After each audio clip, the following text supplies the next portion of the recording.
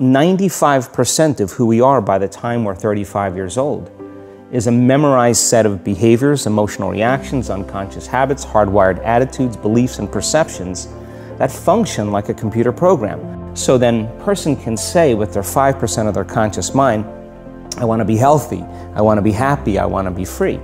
But the body's on a whole different program. People grab their cell phone, they check their WhatsApp, they check their text, they check their emails, they check Facebook, they tweet something, they do Instagram, they check the news, and now they feel really connected to everything that's known in their life. And then they go through a series of routine behaviors. They get out of bed on the same side, they go to the toilet, they get a cup of coffee, they take a shower, they get dressed, they drive to work the same way, they do the same things, they see the same people, they push the same emotional buttons, and that becomes the routine, and it becomes like a program. So now they've lost their free will to a program, and there's no unseen hand doing it to them.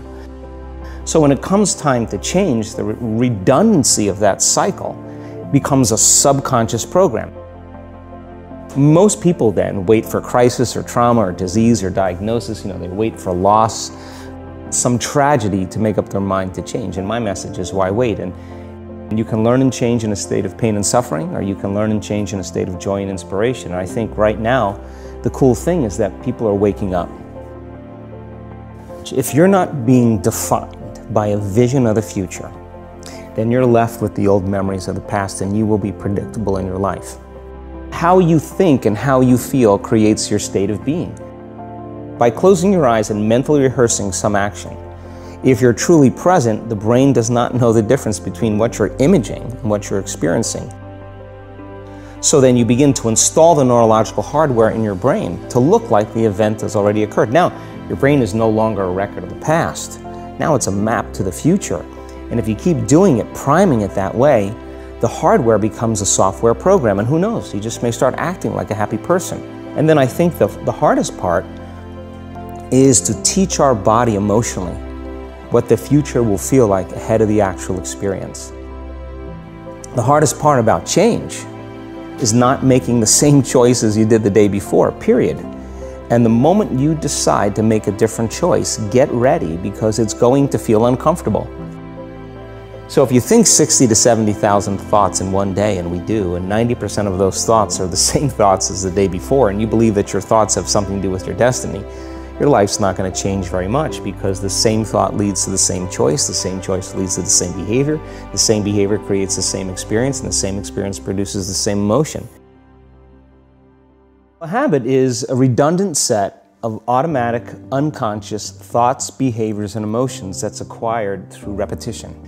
So if you think about it, people wake up in the morning, they begin to think about their problems. Those problems are circuits of memories in the brain.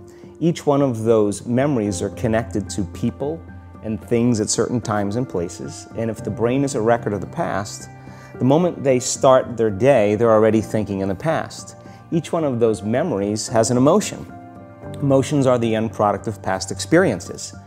So the moment they recall those memories of their problems, they all of a sudden feel unhappy, they feel sad, they feel pain. Now, how you think and how you feel creates your state of being. So the person's entire state of being when they start their day is in the past. So what does that mean? The familiar past will sooner or later be predictable future. So if you believe that your thoughts have something to do with your destiny, and you can't think greater than how you feel, or feelings have become the means of thinking, by very definition of emotions, you're thinking in the past. And for the most part, you're going to keep creating the same life. I think that the bigger thing is that we keep firing and wiring those circuits. They become more hardwired. So you have a thought and then the program runs. But it's the emotion that follows the thought. If you have a fearful thought, you're going to feel anxiety. The moment you feel anxiety, your brain's checking in with your body and saying, yeah, you're pretty anxious. So then you start thinking more corresponding thoughts equal to how you feel.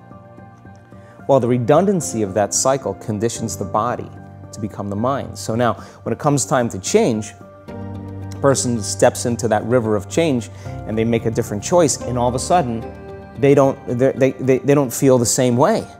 So the body says, well, you've been doing this for 35 years. You're going to just stop suffering and stop feeling guilty and stop feeling shameful, and you're not going to complain or blame or make excuses or feel sorry for yourself. Well, the body's in the unknown. So the body says, I want to return back to familiar territory. So the body starts influencing the mind, and it says, start tomorrow. You're too much like your mother. You'll never change. This isn't going to work for you. This doesn't feel right. And so if you respond to that thought as if it's true, that same thought will lead to the same choice, which will lead to the same behavior, which will create the same experience, which will produce the same emotion. The stronger the emotional reaction you have to some experience in your life, the higher the emotional quotient, the more you pay attention to the cause. And the moment the brain puts all of its attention on the cause, it takes a snapshot, and that's called a memory. So long-term memories are created from very highly emotional experiences. So what happens then is that people think neurologically within the circuitry of that experience, and they feel chemically within the boundaries of those emotions. And so when you have an emotional reaction to someone or something, most people think that they can't control their emotional reaction. Well, it turns out if you allow that emotional reaction, it's called a refractory period, to last for hours or days, that's called a mood. I say to someone, hey, what's up? You say, I'm in a mood. Well, why are you in a mood? Well, I had this thing happen to me 5 days ago, and I'm having one long emotional reaction. If you keep that same emotional reaction going on for weeks or months, that's called temperament. Why is he so bitter? I don't know, let's ask him. Why is he so bitter? Why are you bitter? Well, I had this thing happen to me 9 months ago.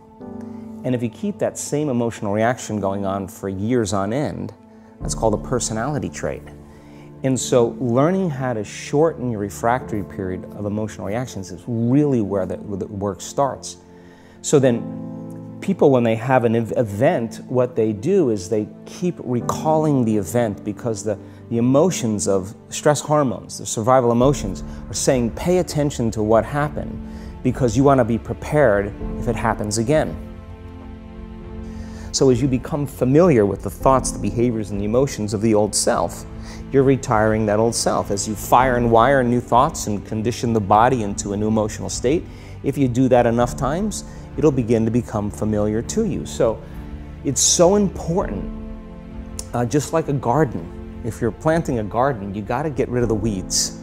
You got to take the plants from the past year and you got to pull them out. The rocks that sift to the top that are like our emotional blocks, they have to be removed. The soil has to be tenderized and broken down. We have to make room to plant a new garden. So primarily, we learn the most about ourselves and others when we're uncomfortable.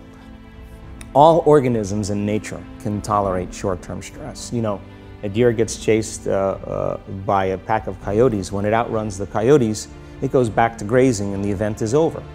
And the definition of stress is when your brain and body are knocked out of balance, out of homeostasis. The stress response is what the body innately does to return itself back to order. So you're driving down the road, someone cuts you off, you jam on the brakes, you give them the finger, and then you settle back down and the event is over and boom, now everything's back to normal. But what if it's not a predator that's waiting for you outside the cave, but what if it's your coworker sitting right next to you? And all day long, you're turning on those chemicals because they're pushing all your emotional buttons. When you turn on the stress response and you can't turn it off, now you're headed for disease because no organism in nature can live in emergency mode for that extended period of time. It's a scientific fact that the hormones of stress downregulate genes and create disease, long-term effects. Human beings, because of the size of the neocortex, we can turn on the stress response just by thought alone. We can think about our problems and turn on those chemicals. That means then our thoughts could make us sick. So if it's possible that our thoughts could make us sick, is it possible then our thoughts could make us well? And the answer is absolutely yes.